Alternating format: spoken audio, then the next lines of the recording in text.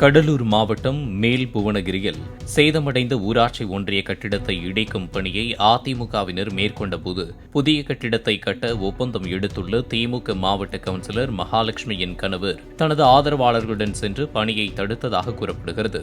இதனால் அங்கு வாக்குவாதம் ஏற்பட்ட நிலையில் போலீசார் சமாதானம் செய்தனர். கட்டிட இடிப்பு பணி பொது நிதி என்பதால் முறையாக தீர்மானம் நிறைவேற்றி பணியை தொடங்கியதாக அதிமுகவினர் தெரிவித்தனர்.